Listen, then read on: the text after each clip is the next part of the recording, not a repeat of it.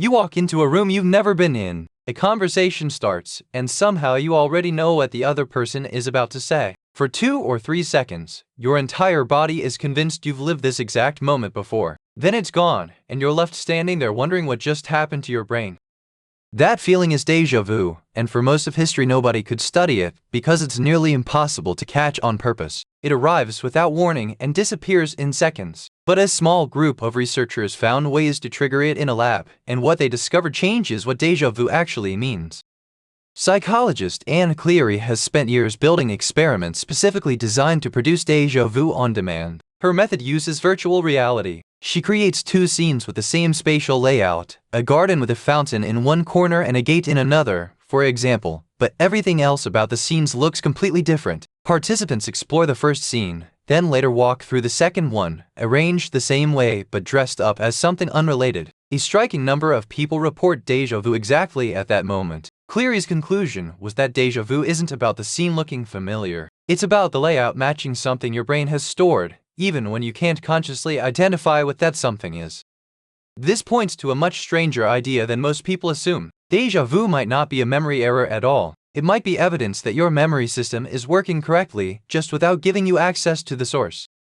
Your brain stores far more than you're ever consciously aware of. A hallway glimpsed for half a second in a movie. The layout of a friend's apartment you visited once years ago. Fragments like this get filed away without ever becoming a memory you could deliberately recall. Then one day you walk into a new place that shares just enough structural similarity and your brain flags a match. Familiar, except it can't tell you why. Because the original source was never stored as a retrievable memory in the first place. What you experience is a genuine signal of familiarity attached to nothing you can locate. That mismatch is what déjà vu feels like from the inside. Neuroscientist Akira O'Connor took a different angle entirely, focusing not on memory, but on your brain's error-checking system. Using brain imaging, O'Connor found that déjà vu activates regions associated with decision-making and conflict resolution, the same areas involved when your brain double-checks whether something is true. His theory is that déjà vu might actually be your memory system running a fact-check. Now I remember this, but closer to something here is triggering a false memory signal, and I am currently overriding it. Under this theory, déjà vu isn't a glitch at all. It's proof the glitch got caught. The eerie feeling is what it looks like from the inside when your brain successfully flags a memory error before you act on it.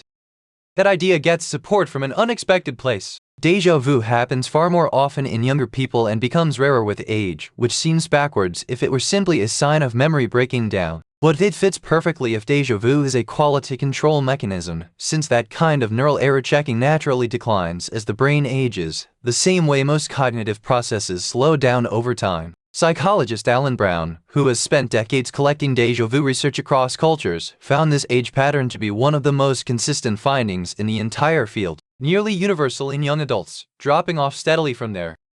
So the 2-second shiver you feel isn't your brain glitching in a scary way. It might be the opposite, a hidden memory fragment triggering a real match, followed almost instantly by a checking system confirming that the match doesn't add up. You're catching your own brain in the act of comparing the present moment to something buried, and for a split second before the system resolves it, you get to feel that comparison happening in real time.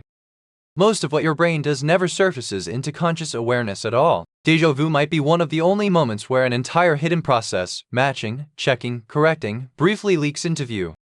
So the next time it happens, that eerie certainty that you've been here before, you're not imagining something that isn't real. You're catching the machine mid-thought, watching your own mind check its work in real time, for about 2 seconds, before it quietly closes the file and moves on.